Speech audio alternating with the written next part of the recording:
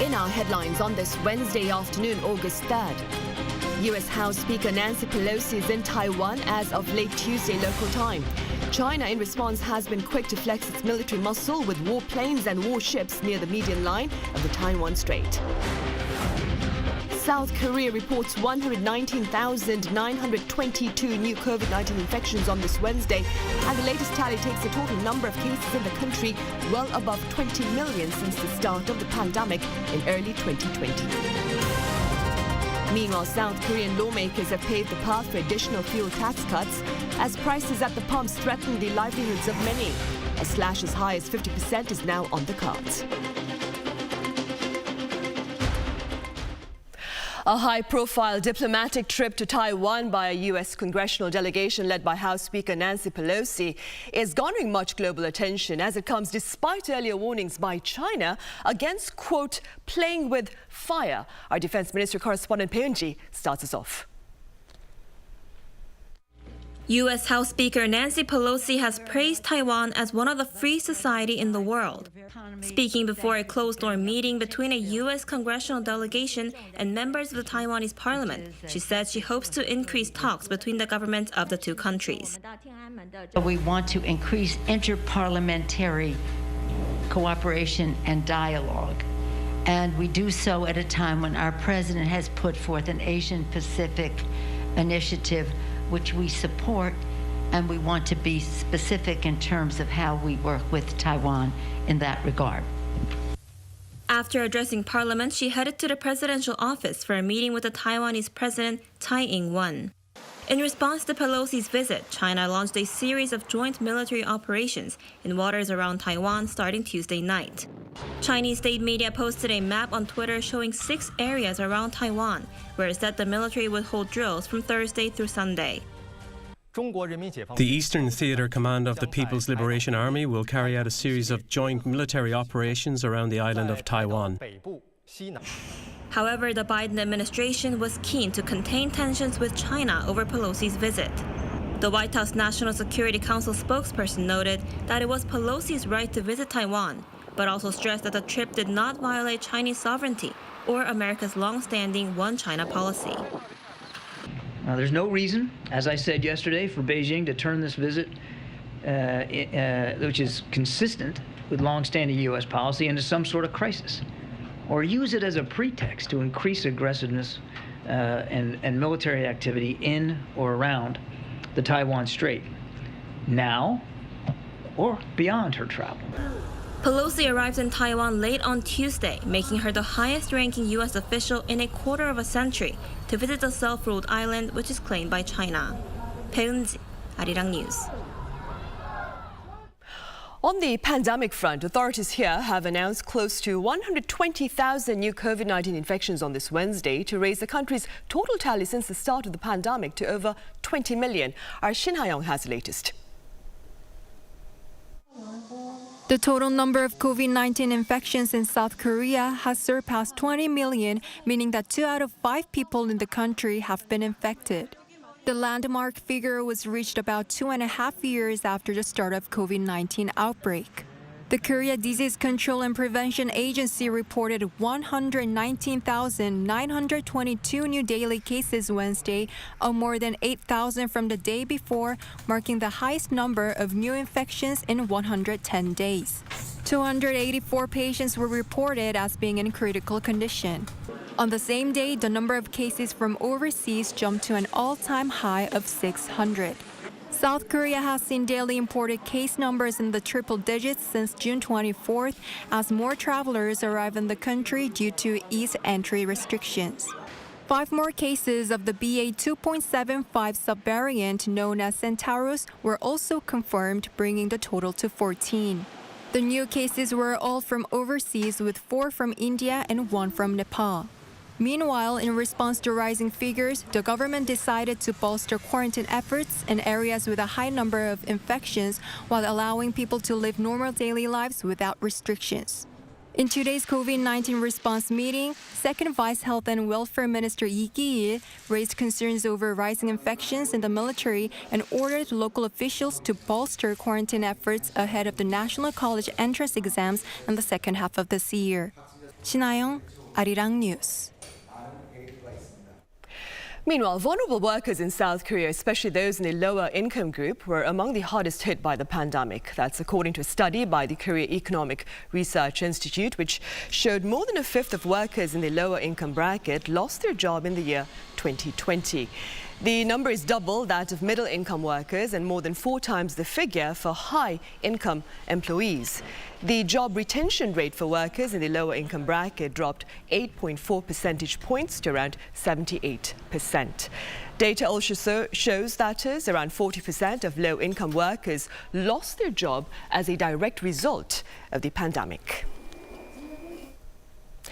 The combined workforce of South Korea's top 500 companies saw an on-year increase of 1.5% in the first half of this year amid eased COVID-19 restrictions. According to corporate tracker CEO Score, the number of employees within this group totaled 1.55 million, up more than 12,000 on year. By sector, IT, electric and electronic companies added the most jobs at around 6,200. Distribution firms, meanwhile, saw the greatest fall at over 2,500. By companies, Samsung Electronics saw the most new hires, while e-commerce giant Coupang cut the most. 41 firms that posted changes in employee numbers above 10% due to corporate mergers and splits were excluded from the survey. Efforts to ease the cost of living are taking tangible shape at the Parliament. Lawmakers have passed a bill that seeks to slash prices at the pumps. Our Choi Min-jung has details. The South Korean government will now be able to do more to bring down fuel prices. The price of oil has risen sharply since last year due to global economic uncertainties caused by the war in Ukraine. We are aiming to lessen the economic burden on ordinary people. The National Assembly on Tuesday passed a bill enabling the government to cut fuel taxes by as much as 50% if necessary until 2024. That's up from the current limit of 30%. Practically speaking, because the way the system works, the tax cut could be increased from the current 37% to as much as 55%. Based on current prices, this would bring down the cost of a liter of gasoline by an additional 148 won, or about 11 US cents. This does not mean, however, that there will be an additional tax cut immediately. The National Assembly said the decision to implement another tax cut will be made by the government after taking into account inflation as well as international oil prices. South Korea's Finance Minister Chu Gyeong said oil prices have recently been falling, so he hopes the extra tax cuts won't be needed. Choi Min-jung, Arirang News. South Korea's foreign exchange reserves increased for the first time in 5 months in July. According to the Bank of Korea on Wednesday, the country's foreign exchange reserves stood at slightly over $438.6 billion, up $330 million on month. The central bank is linking the gain to higher profits from the operation of the reserves and expanded foreign currency deposits. The reserves consist of securities and deposits denominated in overseas currencies, International Monetary Fund reserve positions, special drawing rights and gold bullion. Also on the local front, a team to oversee police affairs has been set in motion despite opposition from the officers themselves. Our Kim Do-yeon reports. Despite a strong backlash from South Korean police officers, the Ministry of Interior and Safety has launched the Police Bureau to oversee the National Police Agency. The 16-member team began work on Tuesday and will be led by Kim Sun-ho, the former head of the National Security Investigation Bureau. The team will be managing appointments and promotions of senior-level police officers as well as overseeing policies regarding the agency's day-to-day activities. The Interior Minister reiterated that the government will not interfere with police investigations. The Interior Minister has not been involved in the works of the police in the past, so it seems like that will be the case going forward. As we continue to work within the boundaries of the law and the Constitution, the relationship between the ministry and police will move in a more positive direction. Despite his words, the move is a significant change to the current law enforcement structure. The opening of the Police Bureau means that for the first time in 31 years, the Interior Ministry will have an official channel directly under its authority that oversees police activities and policies. Such a function within the government was removed back in 1991 because police had been used by authoritarian regimes before that to crack down on innocent civilians. But there had been concerns over the government being able to hold this level of authority over the current police, who has recently gained much of its investigative power from the prosecution. Strong disapproval also came from the Korean National Police Commission, an independent organization created to serve as a watchdog of the police agency 31 years ago, when the changes were made. This can't lead to a minister controlling the work of public safety. That's what we found during our review before making the decision. The chair also said the commission was looking into whether the process of creating this team was legal and constitutional, as major decisions regarding the nation's police needs approval from the commission. To this, the Interior Minister said the right checks have already been carried out and no violations were found. Kim Do-yeon, Arirang News. Right, and that brings us to the end of part 1 of the Daily Report. In part 2, we explore consumption patterns here and elsewhere. Stay with us.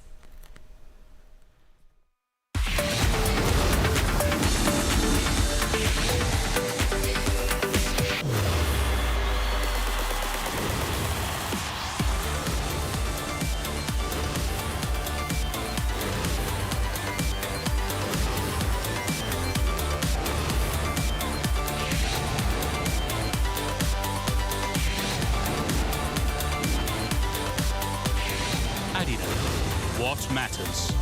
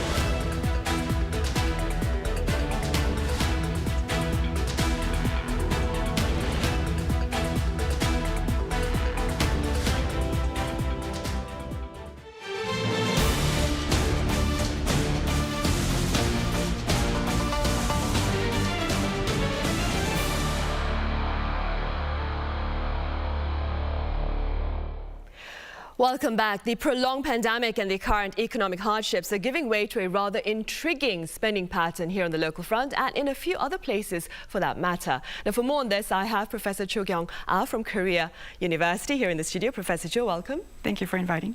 I also have Professor Son Sang-won at Loyola Marymount University live on the line. Professor Son, it's a pleasure to have you as well. Thanks for having me. Professor Chu, let's start here on the local front then. Perhaps we could start with some possible reasons behind these two contrasting consumption trends. How first do you explain the excessive expenditure here on the local front?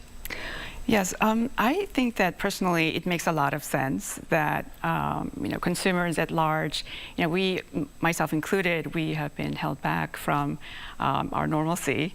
We couldn't travel, we couldn't even go out the door without certain measures. We couldn't even see our own family members, couldn't eat out. So I think this severe sense of deprivation it's likely going to rebound into these reaction towards the other opposite end. So I think in that regards, it makes sense. From a more academic perspective, I think one could also make a guess about why this is happening. There is this terror management theory in the academic research. More specifically, it's called mortality salience, and where it was found very robustly that when we are made to be aware of this possibility of dying, and I think that's definitely the case in the past 2.5 years with death counts and COVID-19 fatalities, the research finds that people are driven to prefer luxuries, that they're driven to prefer indulgences. And this definitely is being played out as we speak, not only in Korea, but globally. I'm sure Professor Son would mention that as well, right? And staying with that, then, Professor Son, is this trend of thriftless spending, so to speak, also visible there in the US? Yes, it is. As Professor Cho correctly pointed out, there is a lot of a pent-up demand. People own cars, they want to go to restaurants and travel. And for various reasons, they have not been able to, and they're trying to. That's one of the reasons. Also, they've got means to support it. In the United States, we have severe labor shortages. As a result, wages are going up very nicely, especially at the low end of the wage spectrum. So people have money to spend. The savings have gone up quite a bit. During the pandemic, U.S. government and state governments, they sent a lot of money to the people. And so the savings rate went up. And even though they have declined somewhat, they do have a lot of money to burn. And so they are able and then willing to spend the money, during this time period. So I think this may last for a while. At the same time, we have to differentiate between rich people and poor people because not everyone is in the same boat. Of course, that's a valid point there.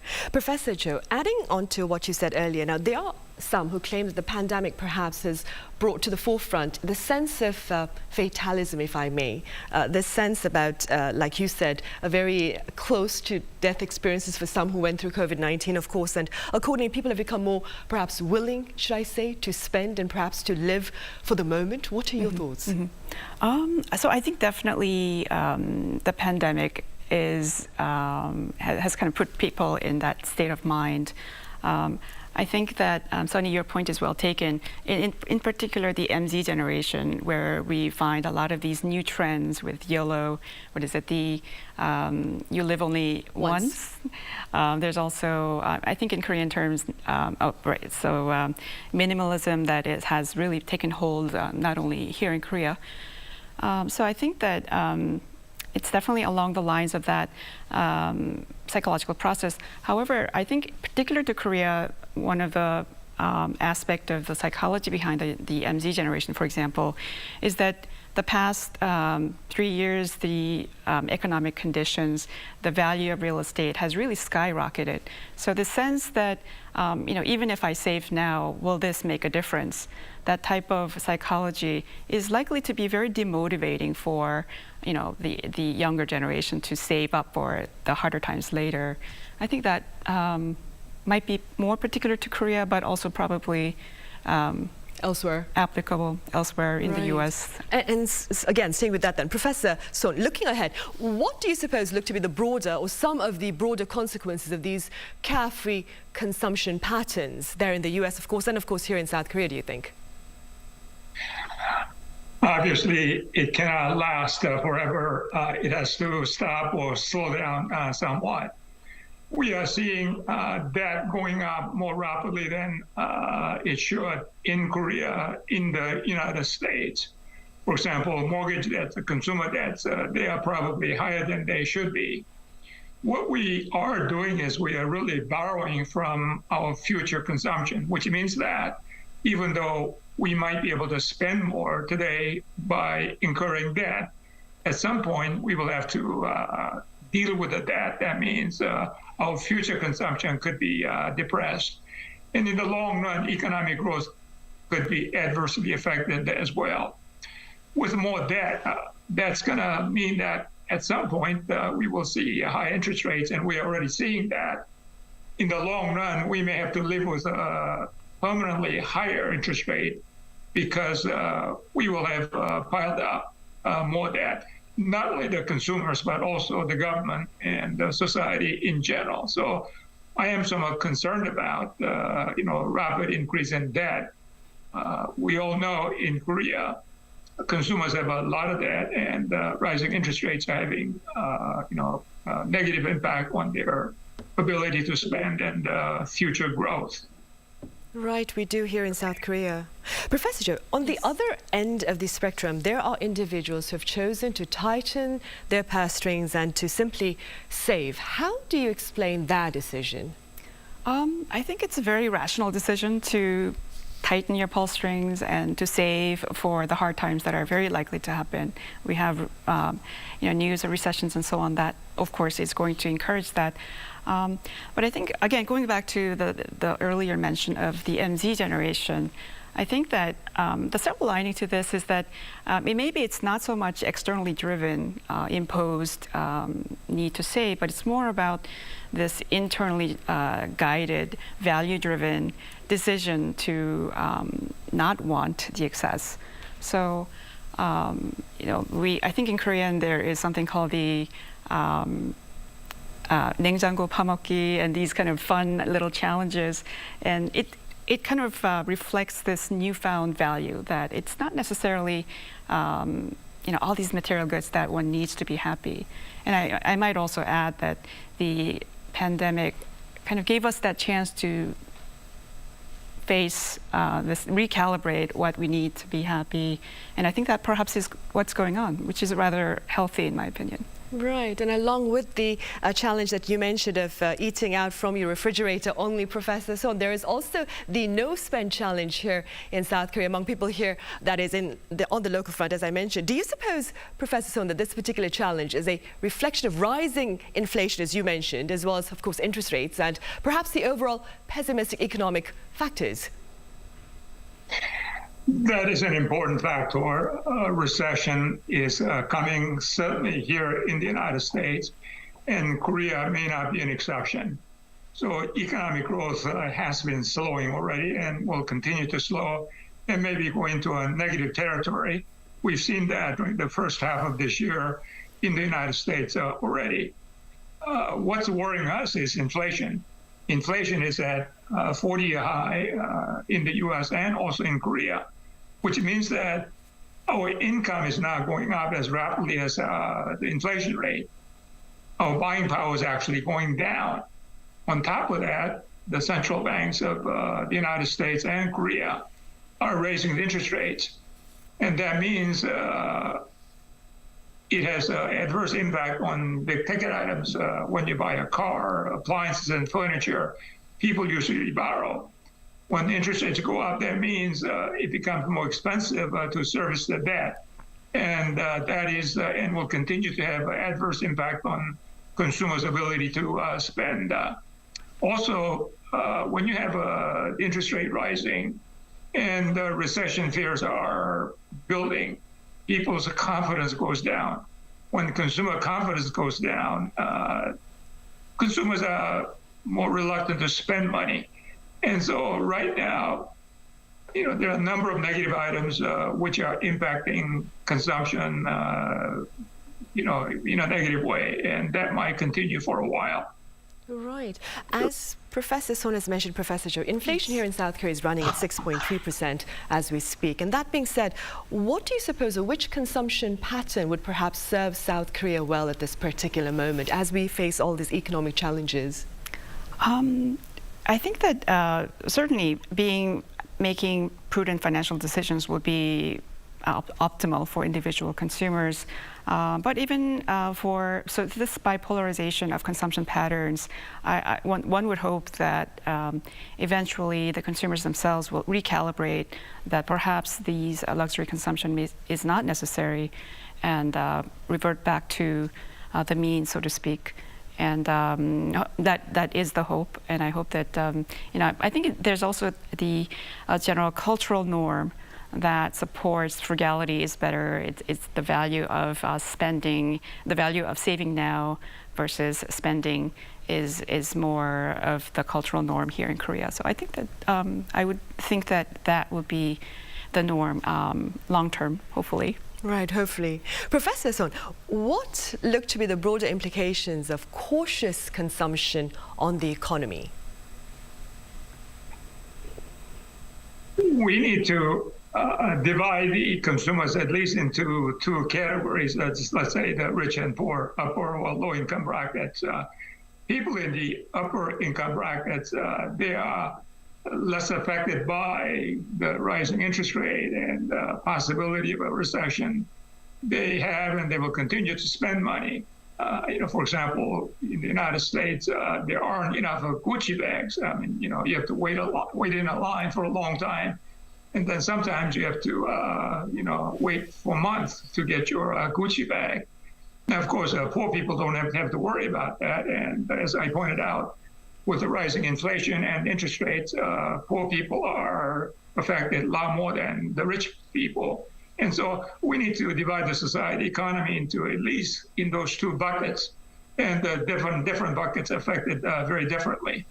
When you look at, one thing about Korean consumers, at one time I did some study which indicated that Korean consumers have a lot more cash on their balance sheets than their American counterparts, whereas American consumers tend to have a lot more real estate and stocks. And then so in terms of liquidity, the Koreans have a lot of liquidity, even though Korean consumers have a lot of debt as well. Right. Professor Chu, keeping in mind that the current contrasting consumption craze, so to speak, do you believe that, because you are within the academic arena, do you believe the academic arena that is, could perhaps play a productive role in encouraging students to perhaps save for success, understand about the importance that is of sound consumption? Absolutely agree with your take on this. I think that there's a lot of useful insight that can be unearthed from the academic finding that is applicable in real life and to our context.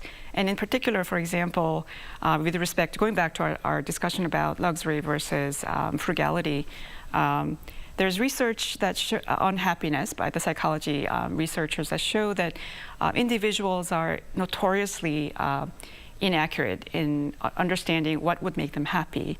They tend to misforecast what would make them well, or what would really make them happy. So oftentimes these misguided misguided purchases, like the Gucci bag that Professor Son mentioned, or the Rolex watches, if we can better inform the consumers about this likelihood of making a mistake about not really knowing what's going to make us happy, I think raising that awareness may actually help the consumers make better decisions and hopefully in the long run make them increase happiness and well-being. Right, we'll keep our fingers crossed for that. And Professor, if I may just, of course, yes. If I may add to that, this is an interesting discussion. One of the relatively new fields in economics is called behavioral economics. And in economics, we tend to say 2 + 2 is 4, but obviously that is not always the case. We behave a lot of times irrationally based on economic theory. And there is a good explanation as to why we do things the way we do, and that is called behavioral economics, which is a very interesting field. But of course, we don't have time to get into that tonight. But at some point, it would be interesting to see how people behave based on behavioral economic trends.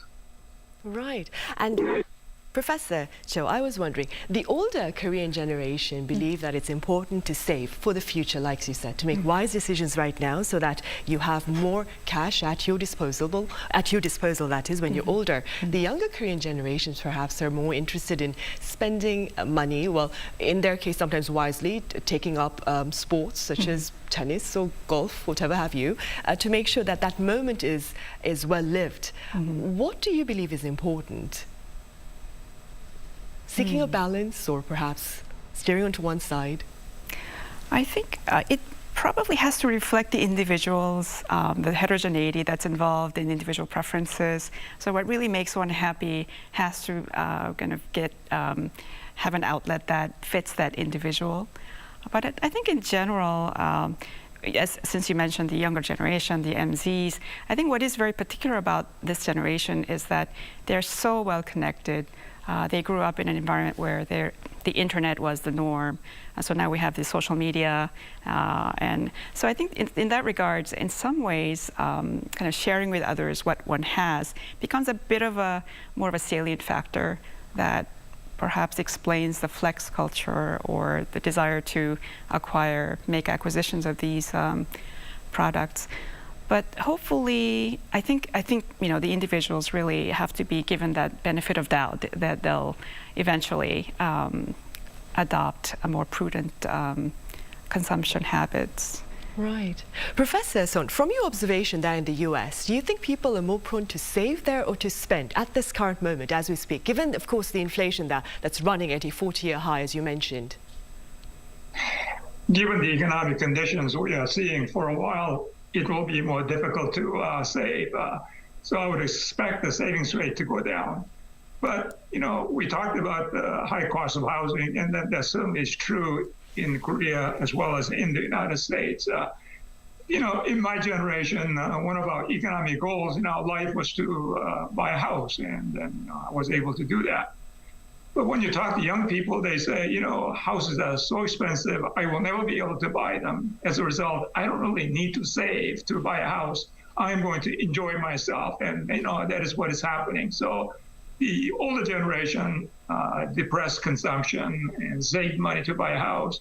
Many people in the younger generation, they're saying, that is not a possibility. I'm going to enjoy myself and then spend the money. I don't need to save because I will never be able to buy a house. Right, a very pessimistic thought, of course. And staying with that, Professor Chu, I understand this is going to be a very difficult question. Is there a way that the government perhaps could work to ensure that the younger generation are able to afford, purchase, that is, affordable houses in the future then? I definitely think that there's a lot that the policymakers can do to kind of increase this perception or improve the perception that it can be done. Now, that's not something that I can speak very knowledgeably about, but I think from a psychological perspective, this feeling that I can do it, this is essential for motivation to be there for them to really reflect it in their purchase decisions, savings decisions. So I do wonder what else can be done above and beyond what is being done. Right, and of course instill a sense of optimism, as you mentioned. Professor Son, back in the US, you mentioned inflation earlier, and there are fears that further raising interest rates there by the US Federal Reserve, of course, would risk recession, which some claim is already in process there. What are your thoughts on this? I think we are already in a recession. Of course, we will not know about that until well after the fact, but we've already seen GDP declining during the first 2 quarters. Of course, that is a kind of a rule of thumb.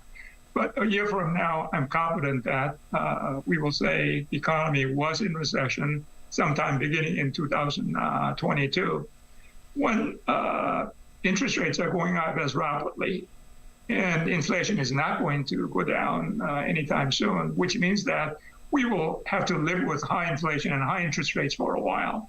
And that is going to keep the economy in probably low growth trajectory and low economic growth pattern for a while. So unfortunately, we're going to have to live with inflation. And, the main reason why we are into a recession is because government spent too much money and printed too much money. And at the same time, of course, we had the pandemic. As a result, we had the supply side shortages. And so it's a combination of many things, which is getting us into an economic recession, which is painful.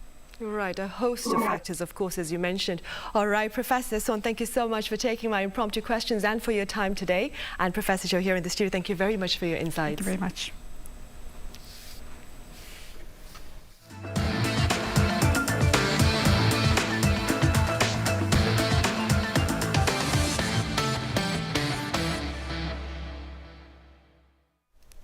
South Korea's first mission to the moon will be launched from Florida this week. Danuri is the first step in the country's lunar probe as it plans to place a robotic lander on the moon by the year 2030. For now, our Lee Seung-jae has more on the preparations ahead of this latest launch. Arriving at Florida's Orlando Airport last month, South Korea's first lunar probe, Korea Pathfinder Lunar Orbiter, also known as Danuri, was transported from Incheon in a special vibration-free container. After arriving at the Cape Canaveral Space Force Station, the lunar probe underwent a month of checks. And so far, no problems have been reported on Danuri. The probe will be sent into space on the SpaceX Falcon 9 rocket. Originally, Danuri was supposed to be launched Tuesday local time, but SpaceX said a week ago that the launch had to be delayed because it needed additional work during the rocket inspection process. On Tuesday, Danuri was connected to the top of Falcon 9, or the fairing module, and will soon be connected to the rest of the rocket before the launch. When Danuri and Falcon 9 are fully connected, they'll be moved to the launch pad and stand upright the day before the launch. Once further inspections take place and it's fully fueled, the countdown begins. Assuming nothing goes wrong with the launch, the lunar probe should reach the moon by December. Danuri will be launched at Thursday, 7:08 p.m. local time, which is Friday, 8:08 a.m. at Korea Standard Time. After about 40 minutes after the launch, Danuri will separate from the Falcon 9 rocket and will be able to show video footage using its own camera. And about an hour after the launch, the ground station will be able to receive its first communication signals. Lee Seung-jae, Arirang News. Here's some food for thought now. Industry insiders say a number of promising bioceutical companies are facing investment hurdles amid stringent criteria for market listing. Our Eun-jin explains.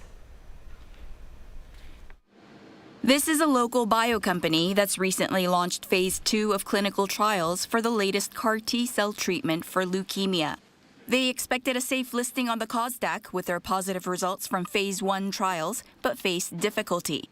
That's because in order to get listed, they needed to meet certain rating requirements from 2 technical evaluation institutions, but were only able to fulfill 1.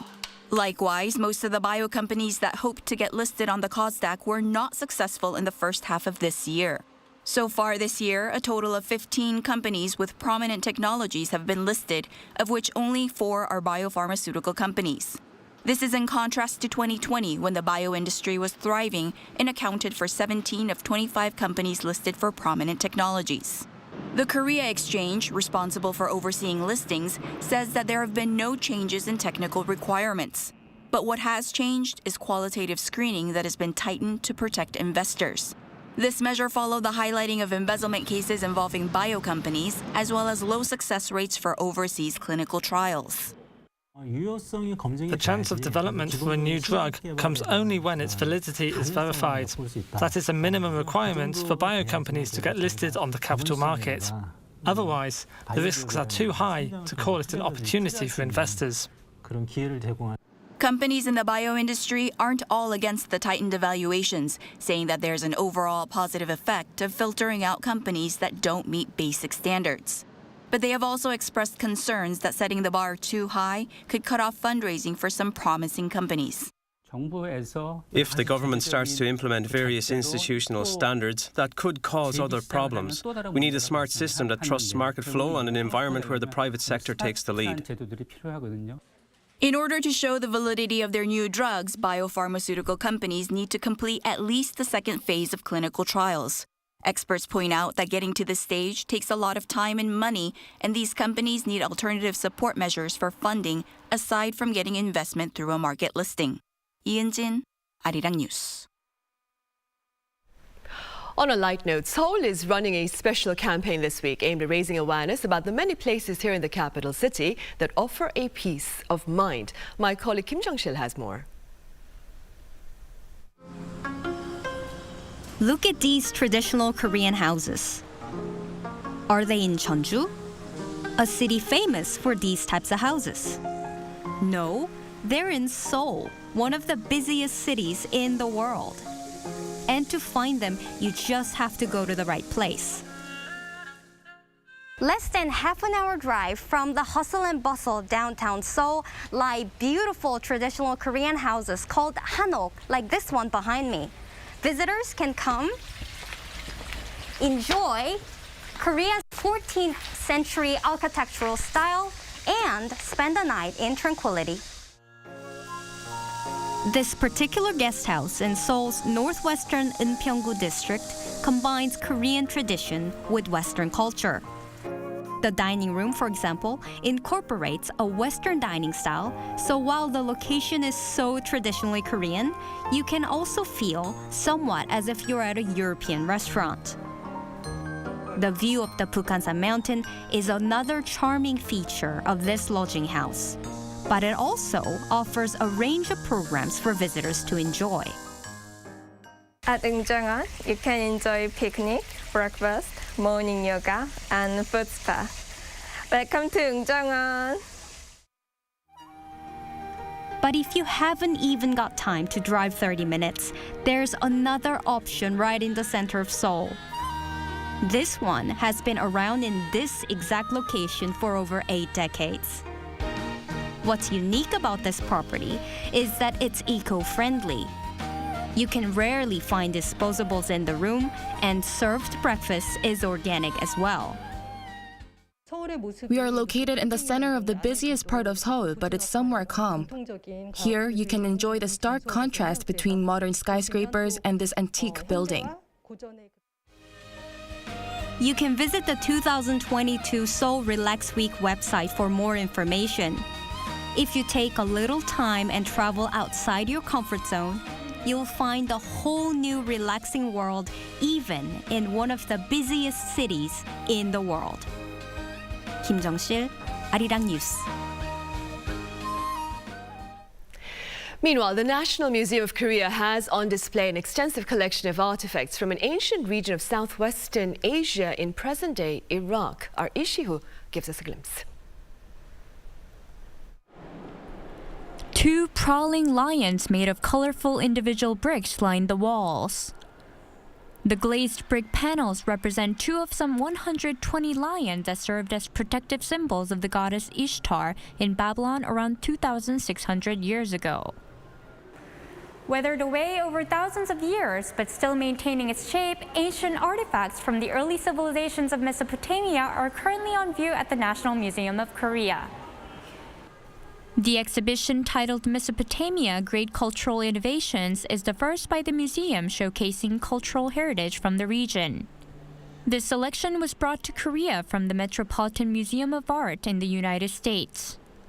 A total of 66 artifacts demonstrate the breadth of Mesopotamian craftsmanship and style from the 4th millennium to the 1st millennium BCE.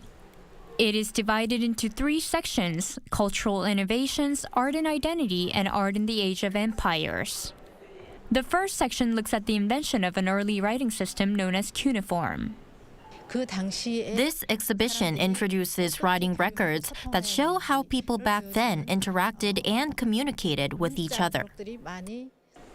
A pillow-shaped clay tablet shows these early Sumerian cuneiform signs. Pressed into the tablet are numerical signs and pictographs to show quantities of barley groats and malt. Another artifact is a fragment of a medical text which prescribes treatments for various medical conditions. The second and third sections of the exhibition look at how identity was expressed in the art of ancient Mesopotamia, as well as its production of luxury goods and architectural achievements. The portraits of rulers characterize attributes associated with kingship, wide eyes, and full beards.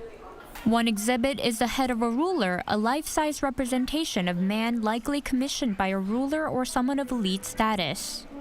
Also on display are seals carved with designs of the particular god worshipped by the seal owner and inscriptions indicating identity. The exhibition will run until January 2024. Admission is free of charge. 이시후, Arirang News.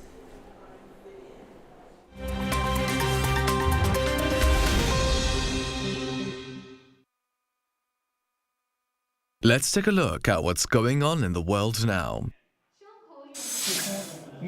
A fresh set of US sanctions has triggered a response from Tehran. Iran's foreign minister said on Tuesday that hundreds of next-generation uranium enrichment centrifuges have been activated. This follows new sanctions by the US on Monday to pressure Iran into curbing its nuclear program. The sanctions are aimed at reducing Iran's oil and petrochemical revenue by targeting Chinese and other firms, which the US believes help sell tens of millions of dollars of Iranian oil to East Asia. Meanwhile, head of the International Atomic Energy Agency, Rafael Grossi, told reporters on Tuesday that Iran's nuclear program is, quote, moving ahead very, very fast and is growing in ambition and in capacity. The head of the nuclear watchdog insisted that the agency needs full access to verify all of its aspects, admitting that Tehran's nuclear program at present differs substantially from its 2015 program. Warring sides in Yemen's ongoing conflict have extended their truce for another 2 months. The agreement made Tuesday between Yemen's internationally recognized government and the country's Houthi rebels will see the truce continue until October 2nd. The extension also includes a commitment from both sides to work on an expanded truce agreement. The years-long conflict has created a major humanitarian food crisis and seen tens of thousands of people killed. According to the UN, the truce, which started in April, is now the longest conflict-free period in over 7 years since Yemen's civil war erupted in 2014. Amid rising tensions with China, Taiwan is preparing its air raid shelters. Underground shopping centers, basement car parks, and the subway system have been designated as shelters in the event of an attack by Chinese missiles. Taipei has over 4,600 such shelters, capable of holding roughly 12 million people, more than 4 times its current population. Taiwan also restarted comprehensive air raid exercises last month for the first time since the start of the COVID-19 pandemic. According to a senior official for the shelters, the Ukraine war has also led to a renewed sense of urgency. China considers Taiwan its territory and has stepped up military activity around the island. Taiwan, meanwhile, has vowed to defend itself. Matthew Ashley, Arirang News.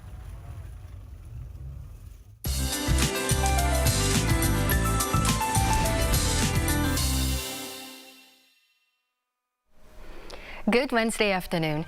Now the rain in Seoul has tapered off, but patchy rain might continue until later today on Jeju Island and the south coast. And when the humidity is combined with high temperatures, it could feel between 1 and 4 degrees hotter than the actual temperatures of today. Well, parts of Gyeonggi-do and Gangwon-do provinces and southern regions are expecting more rain, up to 60 millimeters, and 5 to 30 millimeters for other regions, including the capital. Well, due to the rain, road conditions might be very poor. Please drive safely and leave earlier as traffic could be slow moving. And meanwhile, heat alerts are still in place and have been even expanded to Jeollado province. So feels like temperatures are above 33 degrees in most regions, and some of us might have to deal with another tropical night. So make sure to keep yourself cool even at night. And we have frequent showers while sweltering heat persists, and another round of rain is in store this weekend. Now let's take a look at the worldwide weather conditions.